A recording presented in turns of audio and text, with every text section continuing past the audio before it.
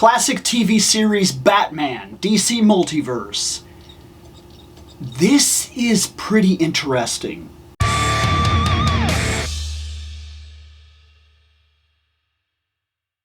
I have a rule, a fandom rule, and I had to teach myself to live by it. I like to go back and re-experience things from my childhood.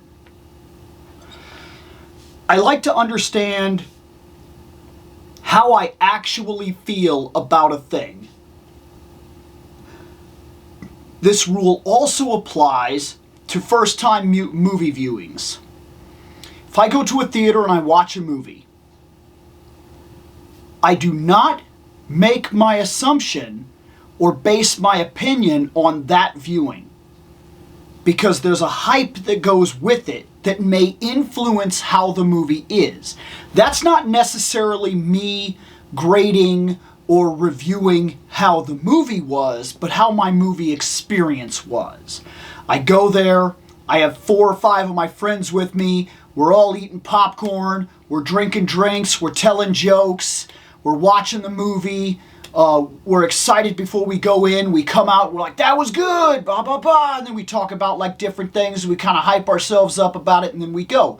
Then I go back and I'll watch it again by myself later on. And I can't duplicate that feeling. Sometimes the movie is still unbelievable, and sometimes it's not. But there's another factor to this. We change so much as we grow up. People have asked me before, why don't you have a tattoo? There's plenty of things you like that would make really awesome tattoos, and they're right. But every 10 years or so, the way I feel about a thing changes. I've never been the kind of person that can like get into one thing. And sometimes I envy those people. I can't tell you how many times I've watched somebody watch something like Power Rangers, and they watched it when they were a kid, and they watch it when they're adults, and they know everything about it, and they're like a super ridiculous hardcore fan, and that's the thing that they collect, and that's the thing that they watch, and those are the people they idolize, and like that's it for them. It's that. It's this one thing. I don't have that. And I've never had it. Because as I grow, and I evolve, and I mature, and my views change, the way I view material does as well. And this show right here is one of the largest definitions of that of my entire life. Batman 66, when I was growing up, I took that show serious. When I was a little kid, you know, it'd be like, oh, they're stuck in a Venus flytrap that's slowly closing. And I'd be like, oh my God. And then it'd be like, tune in next time. And I remember if this was one of those episodes that actually ended and they didn't have the back-to-back, because by the time that I got into it, TV Land or whatever would be playing this, and they'd play the first episode, then the second one. And there were times, man, that if I didn't get that ending, I didn't know how they were going to get out of it. And I didn't see the goofiness of it. It all somehow passed me right by. That was Batman. That was Robin. They were actually fisticuffs, serious fighting. The villains were actually evil and bad. I didn't see the joke. Then I got a little older. I got into Tim Burton Batman. I got into comic book Batman. I read things like The Dark Knight. And I watched the animated series. And I went back to watch this, and I thought it was the dumbest thing that I had ever watched in my entire life. I detested this. I absolutely hated this. Like, despised it. But I didn't realize at the time that I wasn't getting the joke. I moved into a part of my life where I was interested to find my own stuff, and I liked things like, of course, we've talked about this, I enjoyed things like Conan the Barbarian, and I viewed it as this big, serious material, and to be fair, it is. But as I started viewing that, I started viewing other things in the same context, and if they weren't serious, I didn't want it. And this was not my Batman. Without any other term to use, not my Batman. Then, I got a little older still. And around about 30 years old, I went back and I watched it again. I don't remember exactly why. Something compelled me, interested me. And I think it was this attitude that I have right now. This attitude that I've picked up, where I go back and I view things that I may not have given a fair shot, or I may not have viewed in the right state of mind when I originally viewed it. And this was one of those things. I remember thinking, can it really be so bad? The Blu-rays came out. I bought them. And I started watching this. And I got the joke. At this point, I wasn't watching it seriously. And I wasn't interested in watching it in a way where I would like criticize or bag on it. I didn't have any interest in doing that. I just wanted to see it. And then I seen it, and then I got the joke, and I saw the cheesiness of it, and the tongue-in-cheek of it. And I started to realize, this is low-key brilliant. Everything about this is low-key brilliant. And I fell in love with it all over again. But for a completely different reason as an older man. And it was watching this that allowed me to kind of open up my perspective and say, sometimes we need to view this material and see where it's coming from. And then I started giving a lot of things chances. Like Masters of the Universe. And I watched it, and I understood that as an adult, I don't have to take it seriously. I can enjoy the tongue-in-cheek, goofy nature of it, while also pulling out the elements that really attract me. And seeing all the different versions of it, where they lie, and where the qualities actually are in each property. And I started seeing this in a lot of things. Sometimes something is simply not made for you. But every now and then we have to take a second look. And I've kind of had this mentality since I turned about 30 years old. And it has changed a lot of the things that I like and why I like them and how I view them. Because unlike a lot of people that I know, I actively go back to re-examine the things that interest me, why they interest me, do they still interest me, and what is my interest in said material moving forward.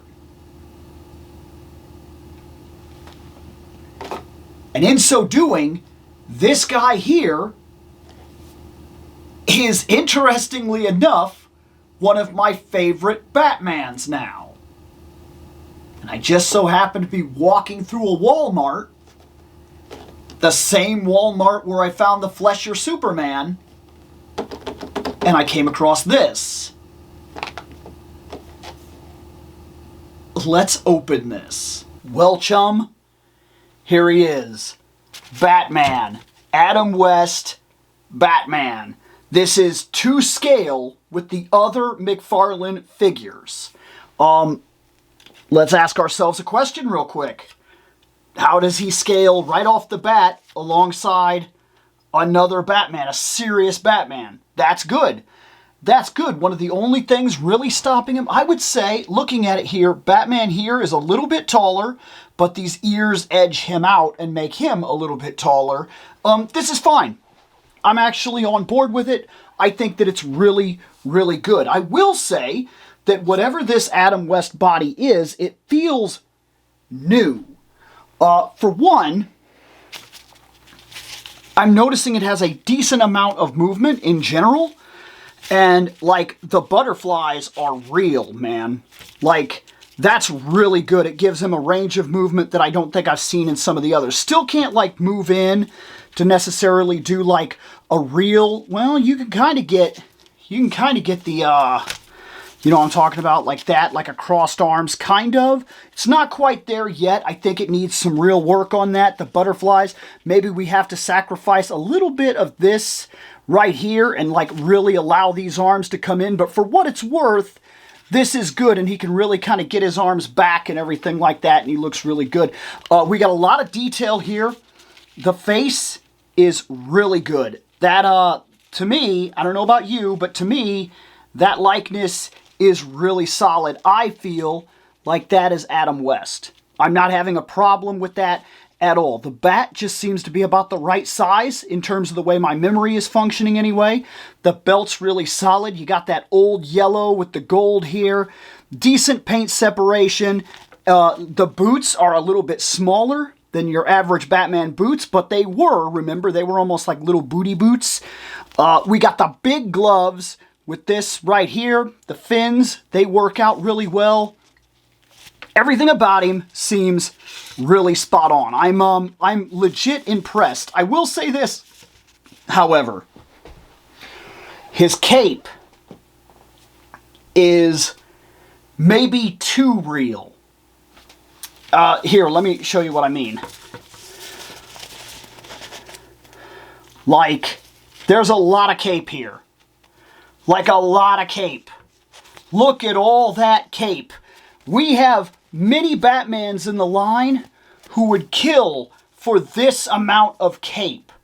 It is shiny. It's made from the same kind of material as the Superman cape from Superpowers, the first release.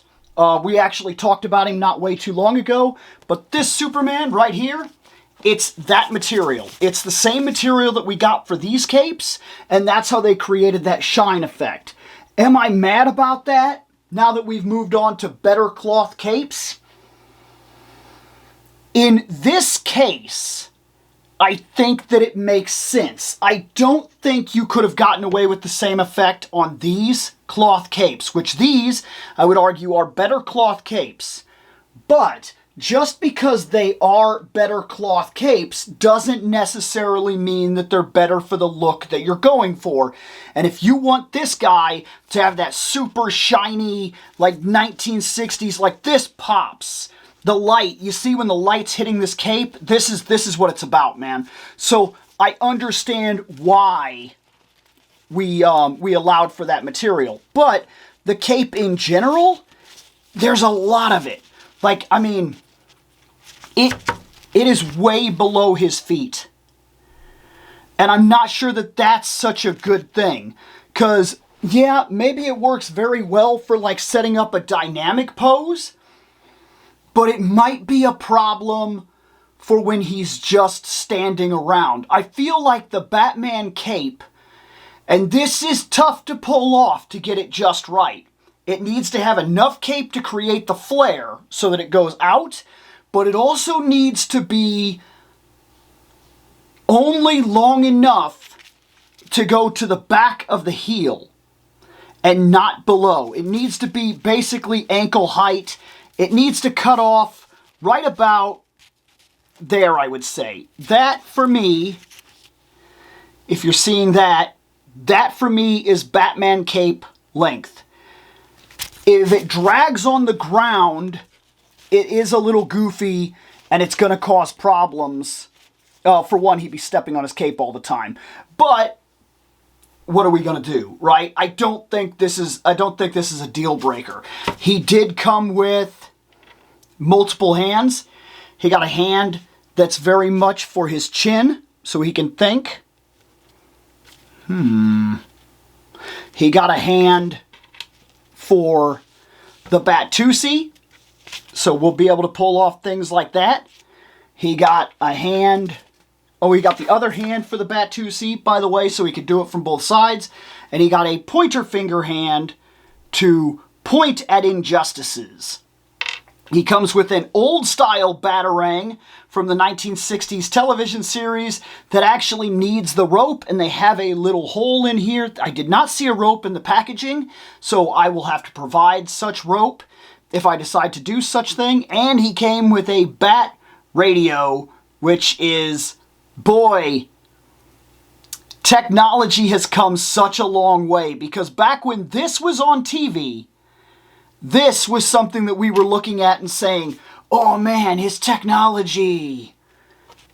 And now his technology is straight up laughable. But that's okay. There's a couple of things that I have high hopes for here. There's a couple of things that I have hopes for, as I was saying. Now that we've done this, now that we have this Batman in this style, in this scale for the shelf, is there a possibility, are we going to get the Robin? Because we need a Robin to go with him, right? That's not just me, right? We need a Robin to go with him. 2, could we see this dive into other concepts? And we already know, and yes, I've already pre-ordered it, the Christopher Reeve Superman is coming out. Yes, I did pre-order it. I want it, absolutely. We've talked about that before. That's the Superman that I grew up with. That's the one that I, idolized. So, we got the Christopher Reeve Superman. We got the Adam West Batman. Could we get a Linda Carter Wonder Woman? And could Bill actually get the Wonder Woman this time? Because he did not get either of those versions of the classic Wonder Woman that came out. And he is still salty about it. Still. Salty. Salty Bill. But, could we see that? I would love a Linda Carter Wonder Woman for the shelf. Absolutely, I would love it. I've got one that kind of looks like her, but it's not the same.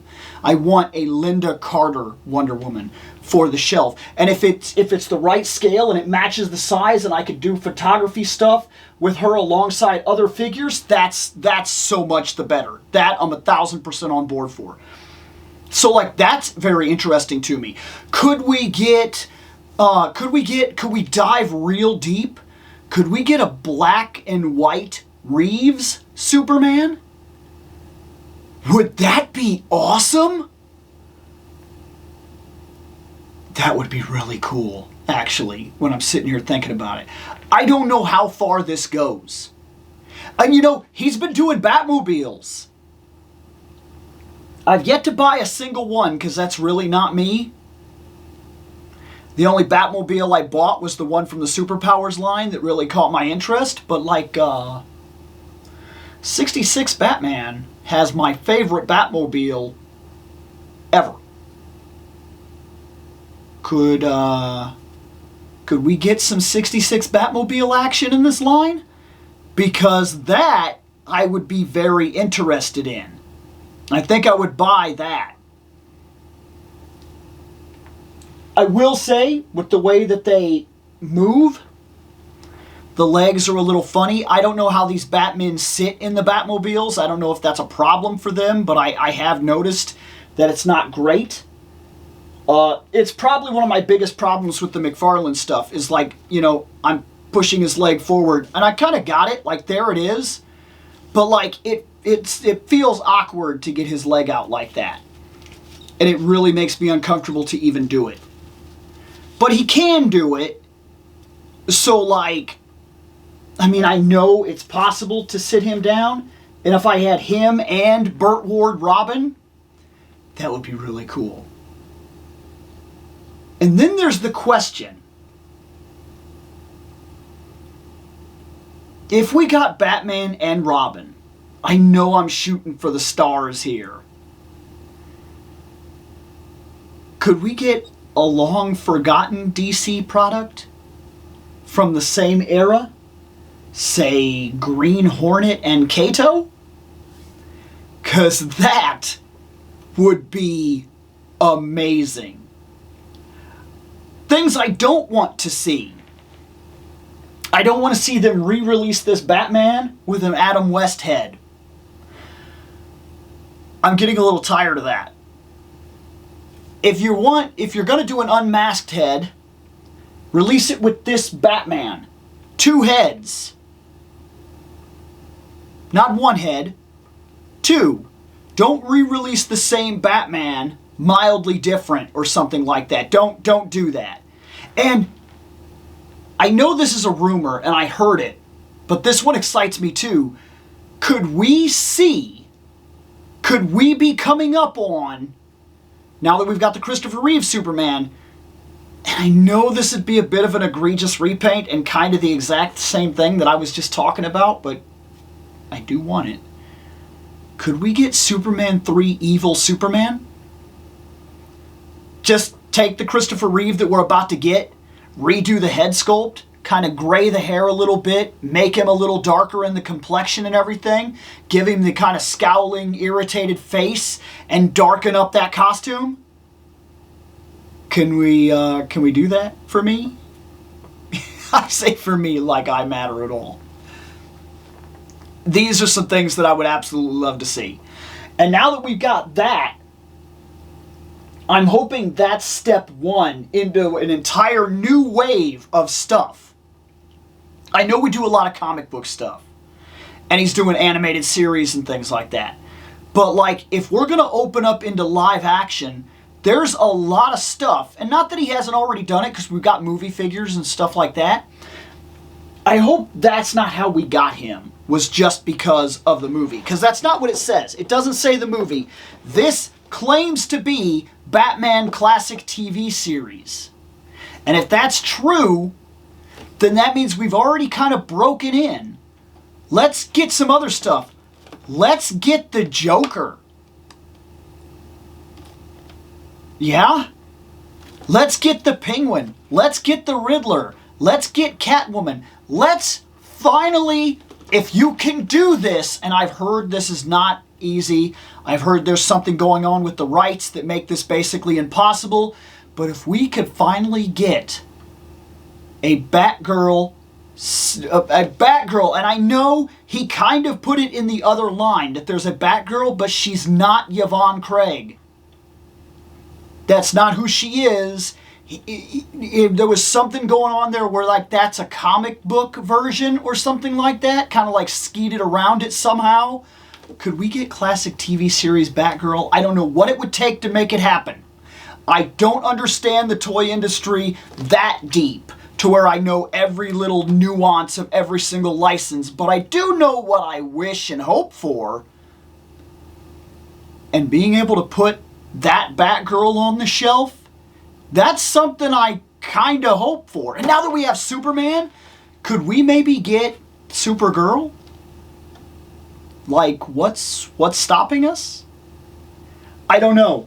The potential for this opens up a lot of avenues. And I guess, to be fair, since I've got him already and Christopher Reeve is on the way, I guess I'm in for this one. We'll see where it takes us. That's all from me. Later on.